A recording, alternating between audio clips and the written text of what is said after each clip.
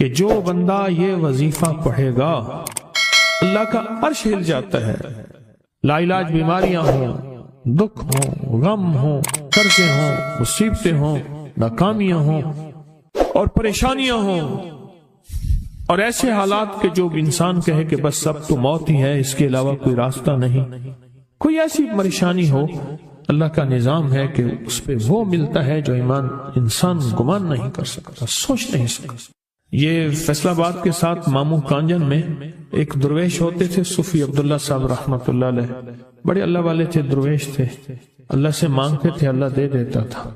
تو مجھے ان کے ایک شاگرد نے بتایا، اردو بازار لاہور میں ہوتے تھے، کہنے لگے کہ میں ایک دفعہ گیا تو مجھ سے فرمانے لگے کہ میرے سارے کے سارے طالب علم استاد جمع ہو کے آ گئے کہ ہمارے جو ہے وہ ہمارے راشن نہیں، کھانا پینا کچھ نہیں، تنخواہیں نہیں ملی، سب چیز ختم ہو چکی ہے، تو اب ہمیں اجازت دے دیں، آپ کے پاس تو ہے نہیں. اچھا فرمایا مجھے چند دن دے دو، جتنے اور دن صبر کر لیا، چند دن مجھے دے دو. تو فرمایا پھر بیٹھ گئے مصلی، اور جو سورۃ فاتحہ پڑھی نا جب آتے تھے نا، ایاک نعبد و ایاک نستعین، اس کو جو وجدانی کیفیت کے ساتھ دل کی گہرائیوں اندر کے درد کے ساتھ پکارتے تھے، اتنا درد، اتنا غم، اتنا درد، اتنا غم جو پکارتے تھے کہ ایسے محسوس ہوتا تھا کہ زمین ساری کی ساری ہل رہی اور ہر طرف ایک نظام چل رہا ہے. اور جب پھر اس صورت کو پورا کرتے تھے، پھر سورۃ فاتحہ پڑھتے تھے، اور جب پہنچتے تھے ایاک نعبد و ایاک نستعین، پھر ایسی جو ہے اس کو دہراتے تھے. پر بات یہ ہے وہ دعا پڑھتے نہیں تھے، مانگتے تھے. ایک ہے دعاؤں کا پڑھنا، ایک ہے دعاؤں کا مانگنا. وہ دعا پڑھتے نہیں تھے، مانگتے تھے.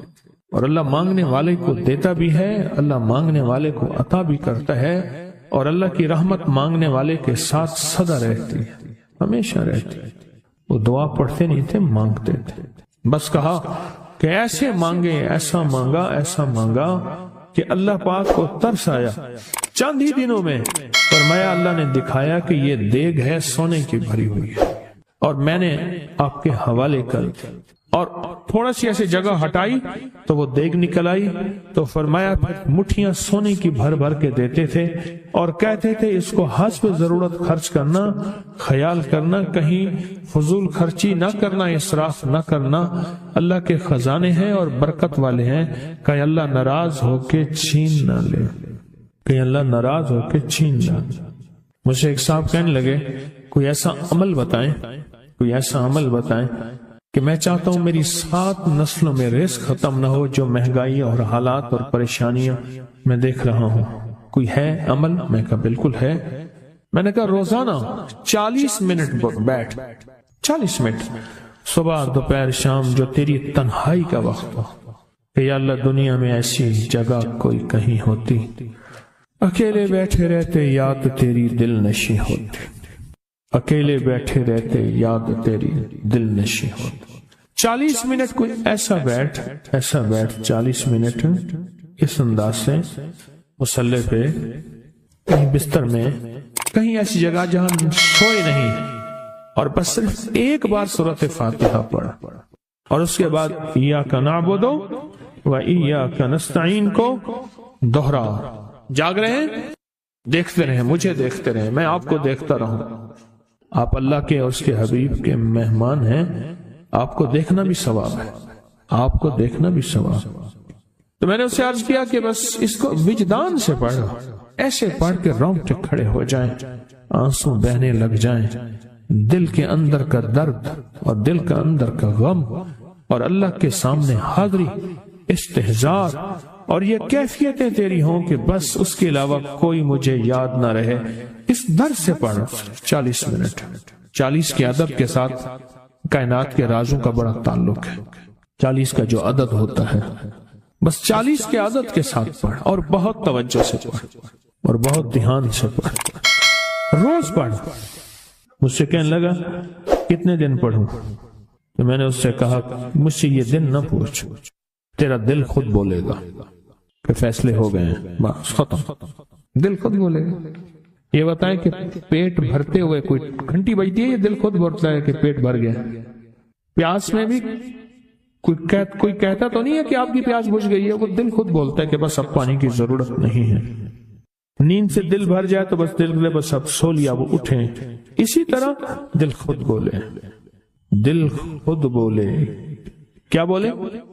دل خود بولے، اور دل اندر بولے، دل اندر بولے کہ اللہ پاک جل شانہ نے نسلوں کے لیے رزق کی عزت، دولت، برکت کے فیصلے کر دی، بس دل بولے۔ کتنے دیر کر؟ اب یہ تیری اپنے مانگنے میں ہے، اب یہ تیری اپنے مانگنے میں ہے۔ مانگنے میں کمی ہے تو دل نہیں بولے گا، اگر مانگے گا تو پتہ نہیں دنوں میں یا ہفتوں میں، جتنے میں دنوں میں فیصلہ ہو جائے۔ اور میں نے اس سے کہا کہ یہ میرے پردادا کے پردادا کا عمل ہے، ان کا یہ عمل ہے، میرے پردادا کے پردادا کا عمل، جو ہماری خاندانی یادداشتوں میں یہ لکھا ہوا اور فرمایا اگر یہ کوئی بندہ کر لے اللہ نسلوں کا رزق اللہ سے منوا لے۔ اور میں نے اس سے کہا خیال کرنا، رزق کے روحانی ساتھ منوانا، رزق کے روحانی ساتھ منوانا، رزق کے روحانی ساتھ منوانا، ورنہ دولت، مال، چیزیں مل جائے گی جس کے بارے میں کہا جاتا ہے کہ بعض بندے ایسے ہوتے ہیں اللہ پاک ان سے لقمے نہیں چھینتا، سجدے چھین لیتا ہے۔ اللہ ان سے لقمے نہیں چھینتا، کیوں؟ رزق جسمانی دوسرے لفظوں میں مل رہا ہے اور رزق روحانی اللہ چھین لیتا ہے۔ یہ جو آج آپ بیٹھے ہیں تسبیح خانے میں اور میں بیٹھا ہوں، یہ ہم روحانی دسترخوان پہ بیٹھے ہیں۔ یہ بہت بڑا دسترخوان لگا ہوا ہے، دسترخوان ہے۔ سنا ہے در یار پہ بڑی دھوم ہے، سنا ہے در یار پہ بڑی دھوم ہے، وہاں عاشقوں کا ہجوم ہے۔ یہ روحانی دسترخوان ہے، میں بھی خود محتاج ہوں، یہ روحانی دسترخوان ہے۔ تو میں نے اس سے عرض کیا کہ ایک دسترخوان نہیں مانگنا، دونوں مانگنا، رزق روحانی بھی، رزق جسمانی تو اس کو بھی ملتا ہے جس کو کلمہ نصیب نہیں ہوا، رزق جسمانی تو اس کو ہی ملتا ہے جس کو کملی والی کی غلامی نصیب نہیں ہوئی، رزق جسمانی تو اس کو ہی ملتا ہے جس کے ماتھے پہ شقاوت لکھی ہے، رزق جسمانی تو اس کو ملتا ہے جو اللہ کا نافرمان ہے، رزق جسمانی تو اس کو ملتا ہے جو اللہ کے وجود کا انکار کرتا ہے، رزق جسمانی تو اس کو ہی ملتا ہے جو آخرت اور قبر کا انکار کرتا ہے، رزق جسمانی تو اس کو ملتا ہے جو جنات اور برزخ کا انکار کرتا ہے، رزق جسمانی تو اس کو ملتا ہے جو خود کملی والی کی نبوت کا انکار کرتا ہے، وہ تو بے بہا لوگ ہیں، ان کو ملتا ہے۔ پر تجھے بھی صرف رزق جسمانی ملا اور اللہ سے یہ منوا لیا، نہ یہ نہ منوانا، اللہ سے کہنا ہے اللہ رزق روحانی بھی دے اور رزق جسمانی بھی دے، دو رزق کٹھے عطا فرما۔ کون سا رزق؟ اور رزق جسمانی بھی دے، کہیں ایسا نہ ہو کہ میری نسلوں میں صرف مال، دولت اور چیزیں ہوں اور تیرا نام اور تیرے حبیب کا نام نہ ہو، تیرا نام اور تیرے کملی والے کا نام نہ ہو، تیرا نام اور تیرے دوستوں کا نام نہ ہو، تیرا نام اور تیری آل و اصحاب کا نام نہ ہو، کہیں ایسا نہ ہو میں محروم ہو جاؤں۔ مجھے آل اور محمد اور آل محمد اور اصحاب محمد کی نسبتیں یہ بھی ساتھ عطا کیے رکھ۔ میں نے اس سے کہا کہ دو چیزیں مانگنا۔ اچھا، قدرت کا نظام ہے، کچھ دیوانے بھی ہوتے ہیں، یقین والے ہوتے ہیں، آپ جیسے آپ مخلص بیٹھے ہیں اور پوری دنیا میں ہمارے ساتھ اس وقت مخلص بیٹھے ہیں جو ہماری آج کی محفل میں شریک ہیں، ہوتے ہیں دیوانے۔ اس نے یقین سے پڑھنا شروع کر دیا، مجھ سے کہنے لگا ایک وقت ایک جگہ ہو بہت بہتر۔ میں نے اس سے کہا، میں نے کہا پھر بھی اگر ایک وقت ایک جگہ میسر نہ بھی ہو تو اگر عمل کسی وقت چوک جائے، عمل کی جگہ چوک جائے، عمل کا وقت چوک جائے، مجبوری میں نہ ہو تو بہتر ہے، پر توجہ نہ چوکے، دھیان نہ جائے، استحضار نہ جائے، یقین نہ جائے، اور سچا یقین ہو کہ میرا اللہ خود کہتا ہے یہ مانگنا بھی تو اسی نے دیا ہے نا، اسی نے مانگنا دیا ہے۔ جب اس کریم نے مانگنا ہی خود دیا ہے تو عطا بھی خود کرے گا۔ نہیں خوف نارے جہیم کا کہ کرم ہے مجھ پہ کریم کا، وہ خود عطا کرے گا مجھے، اس نے مانگنا دیا دے گا۔ یقین ہو ایسا ایسا ایسا ایسا اتنا زبردست یقین ہو، اتنا یقین ہو اللہ کے ملنے پہ اور اللہ کے مانگنے پہ، اتنا یقین ہو کہ گمان اور خیال سے بالا تر یقین ہو، بہت زیادہ یقین۔ یاد رکھیے گا میری بات، میری طرف دیکھتے رہیں، یاد رکھیے گا جس کو ملا ہے یقین کی طاقت میں ملا ہے، اور جس سے چھنا ہے بے یقینی نے اس سے سب کچھ چھین لیا، بے یقینی نے اس سے سب کچھ چھین لیا۔ جس کو ملا ہے یقین کی طاقت سے ملا ہے، یقین ہو کہ میں کر رہا ہوں اور اللہ مجھے دے دے گا۔ کہا کہ کیسا یقین ہو؟ کہا جیسے بکری کے تھن دودھ سے بھرے ہوئے اور میں کہوں کہ میرے ہاتھ سے دباؤں گا اور دودھ نکلے گا، اس سے زیادہ یقین۔ اور کہا کس سے زیادہ یقین؟ کہا کہ ایک بڑا نوٹ ہو اور بڑا نوٹ کے اندر جو ہے ایک آنے کی چیز آنی ہے، تو میں کہوں گا اس سے تو اس کی نوٹ کے اندر تو ہزاروں آنے ہیں، اور میں ایک آنے کی چیز، ایک ٹکے کی چیز لوں گا اور میرا کام بن جائے گا۔ اس سے زیادہ یقین ہو، اور اس سے کہیں زیادہ یقین ہو کہ سخت پیاس ہے اور میں پانی کو دیکھوں، اور پانی کو دیکھتے ہی مجھے یقین ہو کہ اس سخت پیاس میں میرا پیاس بجھ جائے گی، پیٹ بھر جائے گا۔ اس سے کہیں زیادہ یقین ہو۔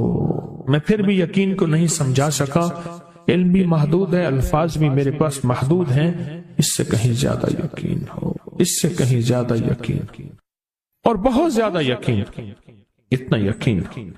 کیا خیال ہے؟ آپ چاہیں گے اپنی نسلوں کے لیے بخت، رزق، نصیب اور مقدر منوا لیں؟ کیا خیال؟ وہ بڑا کریم ہے۔ میں نے ابھی نہیں بتایا کہ قرآن کا واقعہ سنایا، حضرت موسیٰ اور خضر علیہ السلام کا قرآن کا واقعہ سنایا کہ ان کی 7 نسلوں کا جو ابا تھا نا، وہ 7 نسلوں میں پہلے والا ابا، دادے کے دادے کے دادے کا دادا، وہ نیک تھا، وہ دعائیں مانگتا تھا، وہ اللہ کے ساتھ تعلق میں تھا، اس کا تقویٰ تھا، وہ اس کی نیکی کا اثر، اس کی نیکی کا اثر، اس کی نیکی کا اثر نسلوں میں منتقل ہوا، نسلوں میں منتقل ہوا۔ پڑھ لیں، مانگ لیں، اللہ سے کر دیں کہ اللہ میرے لیے اور میری نسلوں کے لیے رزق روحانی اور رزق جسمانی کے فیصلے کر دیں، رزق روحانی اور رزق جسمانی کے فیصلے کر دیں۔ شاہ عبد الرحیم تھے شاہ ولی اللہ رحمت اللہ علیہ کے والد محترم۔ انہوں نے شاہ ولی اللہ سے کہا بیٹا میں تجھے روحانی مشقیں کرا رہا ہوں، ایک مشق ایک بھی کر لے، اپنے لیے اور اپنی نسلوں کے لیے اللہ سے رزق منوا لے، اللہ سے رزق منوا لے۔